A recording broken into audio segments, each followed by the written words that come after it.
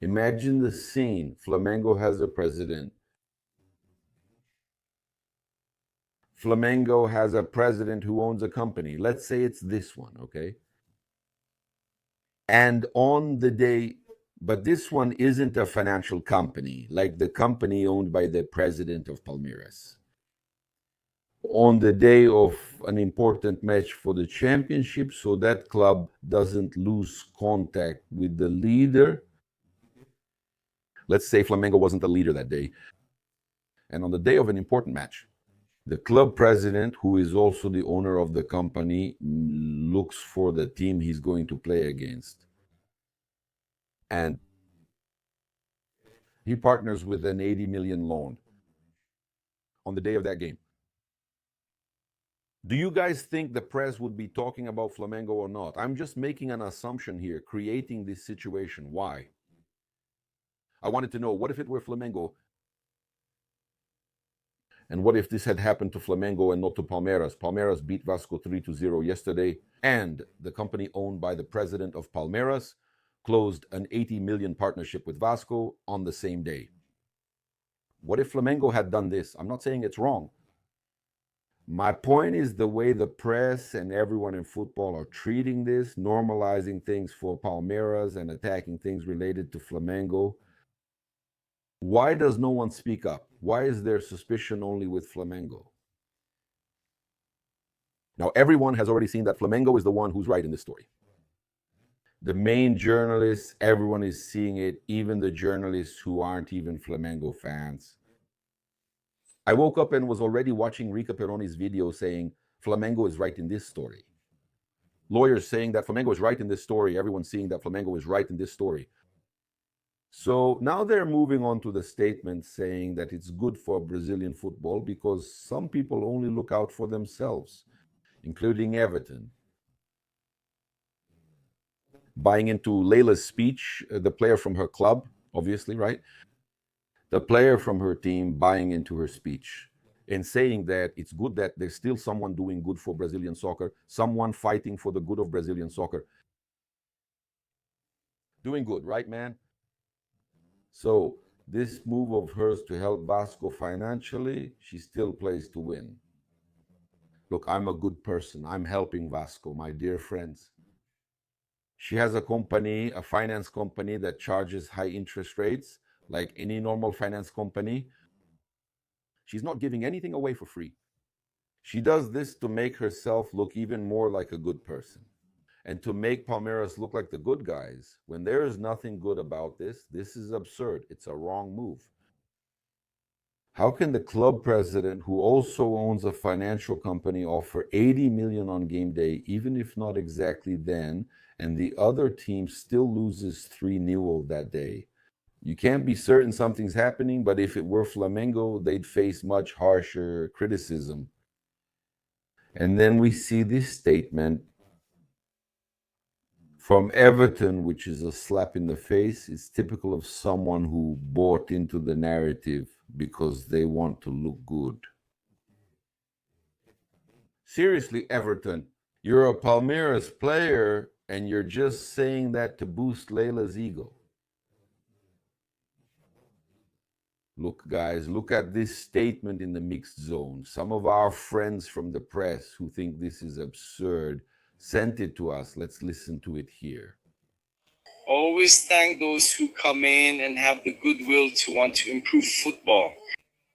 That's already something to praise because we know that football has been around for so many years and we've been hitting on the same issues over and over again.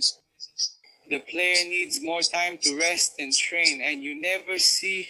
He's changing the subject. Look at this. This movement of someone trying to do something, of trying to understand how to improve soccer. That's wonderful.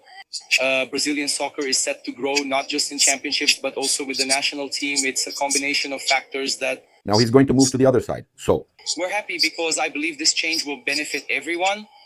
I think it's beautiful to see when someone sets out to do something that's good for everyone. And we often see some clubs doing what's good for themselves, and that's how football grows. Oh, really? Football changes over time. Whenever someone benefits Brazilian football, it improves.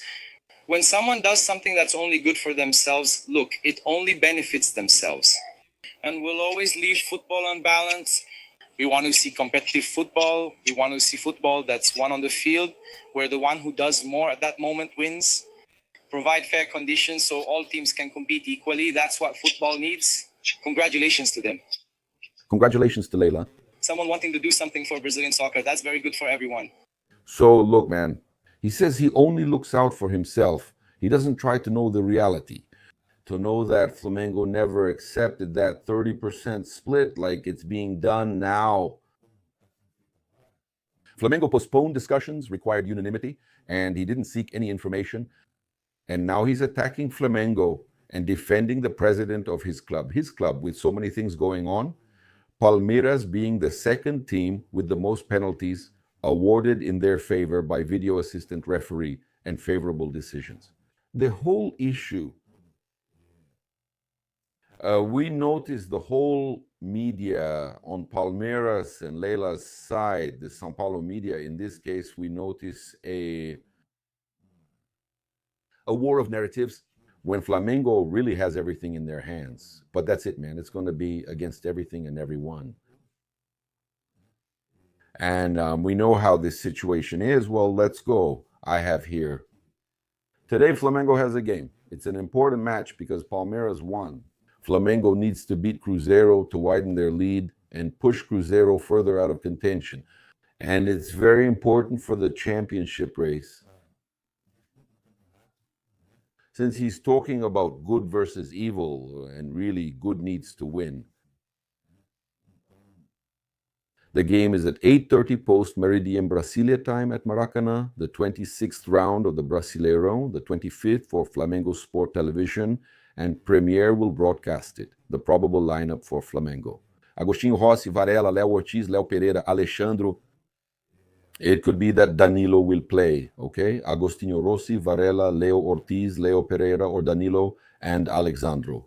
Jorginho, Saúl, Arrascaeta, Plata or Carrasco, Pascal, Samuel, Lino, Pedro. So that's the probable lineup. Eric Pulgar is still recovering, but he's no longer in the medical department. At this moment, Flamengo doesn't have any players in the medical department. Probable Cruzeiro lineup: Cássio, William, Fabrício, Bruno Villalba, Kaique, Lucas Romero, Lucas Silva, Christian, Matheus Pereira, Matheus Henrique, Arroyo, or Caio Jorge, okay? He might come with Gabigol. Absences are Fagner and Wanderson, who are injured. Keep an eye on the referee, Ramon Abate Abel. The first assistant is Danilo Ricardo Simão Maniz. The second assistant is Rafael da Silva Alves. The video assistant referee is Caio Max Augusto Vieira. So it's a refereeing team that we know has been favoring Flamengo for a long time. Flamengo has already suffered from many mistakes. There have been many mistakes against Flamengo when this refereeing team is in charge. It's a controversial refereeing team. Okay, look, we even had Mauro Cesar publishing. The number of fans present at the games from Botafogo, man, check this out. There are several teams that played and didn't even reach 50,000 fans, not even 50,000 fans if you add them all together. Meanwhile, Flamengo in just one game already brings in 60-something, 70,000. And in most games, pretty much every game. Fluminense, Sport 2, Fluminense 2, 14,000, Inter 1, Corinthians 1, Inter and Corinthians, 12,000, Santos 1, Grêmio 1, 9,000, Botafogo 2, Bahia 1, 8,000, Mirassol 1, Bragantino 1, 4,300, total 48,683. In these 1, 2, 3, 4, 5 games, 5 games. Okay, so is that it?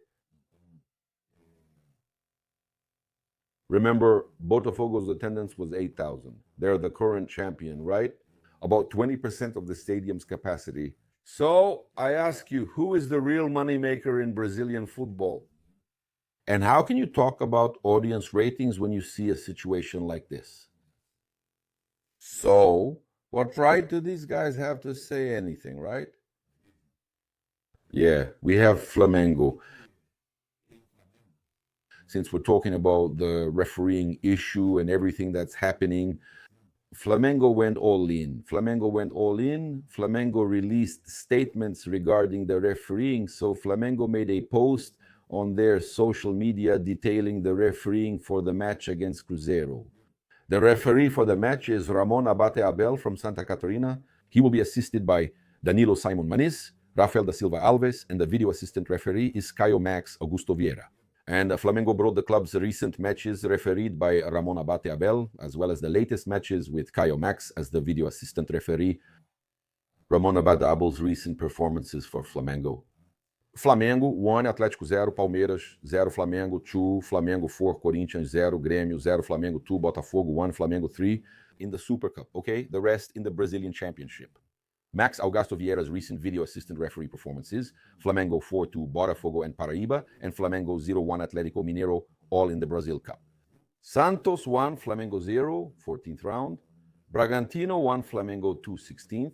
Flamengo 1, Vasco 1, 24th. Most results are favorable to Flamengo. What happens is, okay, Flamengo's performance, look at what Flamengo is showing, Flamengo's performance in the last games. Flamengo winning doesn't mean they weren't harmed or manipulated. Then you take the games they refereed, all of them have mistakes. I'm going to talk about one in particular.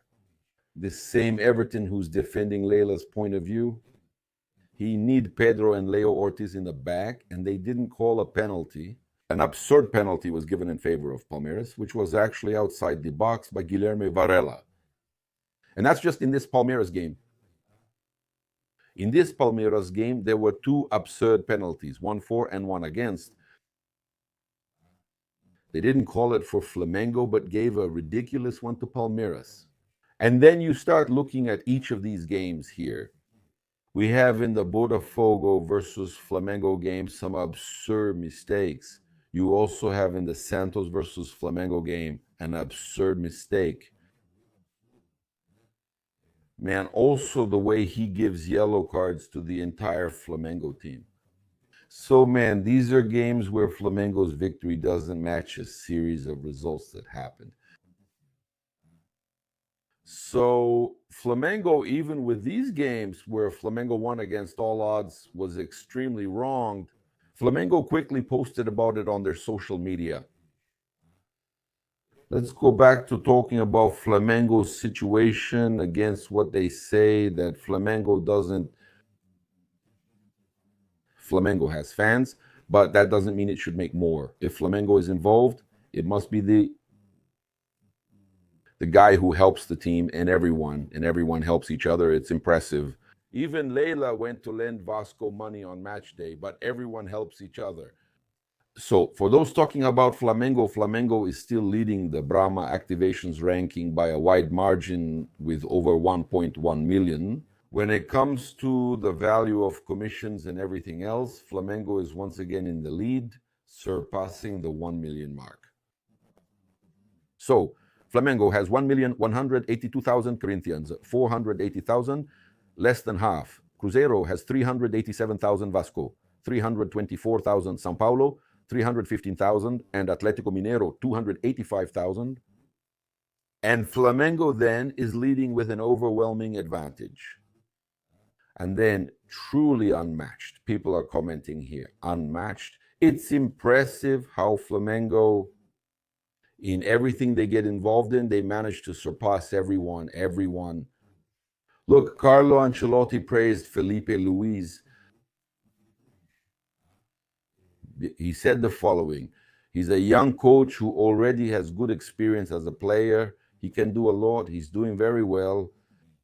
It's a bit rare. And the Brazilian coach, right, about, in the interview he spoke, he criticized the South American Football Confederation Union of European Football Associations barrier that often blocks South American coaches from opportunities in European clubs or national teams.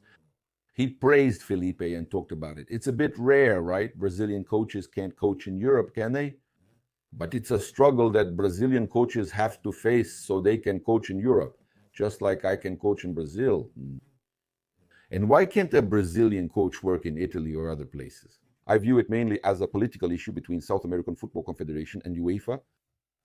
So he's defending Felipe Luiz and talking about how absurd it is that Brazilian coaches need special licenses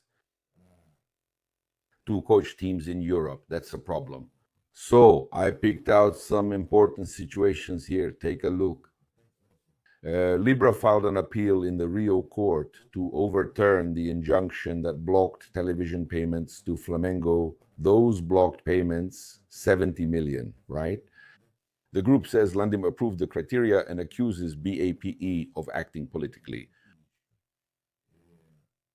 So they claim that the division criteria were approved during Landim's administration and accuse Flamengo's current president, BAPE, of acting out of political motivation. Now, the parties are awaiting the court's decision. So Libra is filing an appeal to change the court's decision. It's their right, isn't it? But the guys think that Flamengo signed something, and that thing Flamengo signed, they can add other topics, change the subject, change the decision, make it a different situation, which needs to be unanimous. Flamengo is against it, and it will still count. So I don't understand. Look, we had Bola, a very important person here, bringing us some information, Giovanna Barcelos. It's that Milan is eyeing a signing from Flamengo after reaching an agreement with Modric, right? Danilo, who just joined Flamengo, is now a top priority for the next transfer window. Despite his age, Milan believes the player is experienced and is interested in bringing him back, right? In this case, bringing Danilo back to Italian football. The Italian board received approval from Massimiliano Allegri to move forward and try to sign the fullback, the defender Danilo, who should only leave if he expresses a desire to return to European football. Although there's interest, Flamengo won't release Danilo, as he's key to Felipe Luiz's 2026 plans. So Milan might be interested. He is a player with experience in European football who is still called up to the Brazilian national team. I do believe, yes, I believe they might want to sign Danilo. Nothing surprises me. He's a great player, but Flamengo won't want to let him go. They have a contract with him. And besides Flamengo not wanting to let him go, I think he's a player who's always called up and everything. So he has to think about it. The World Cup is approaching. There's still a chance. So honestly, I don't know if Danilo will want to go back to Europe, and Flamengo won't make it easy either. I'll put it here. Now, I'm going to show a video for those of you who have watched up to this point, so it doesn't get too long. I'll continue in the next video. I'm going to bring up an important situation in this whole Libra story for you to think about. I'll bring some other information here as well, so we'll wrap it up here. I invite you to subscribe to the channel, turn on the bell notification, and leave a cool like on the video. Once again, I'm letting you know that tomorrow's Million Picks has 1 million reais. Last night, 100,000 was given out, and tomorrow there's 1 million reais in the Million Picks. Win instant prizes for just $1.99, plus a chance to win more and donate to charity projects. You can compete for 1 million reais on Friday. Even if you win the instant prize today, you still have a chance to win 1 million reais tomorrow. And my likely score for Mengo today is 3-1 Flamengo, 3-1, 3-1 Flamengo. Today, let's go all out. Thanks, greetings, Brunegas. This is Flamengo.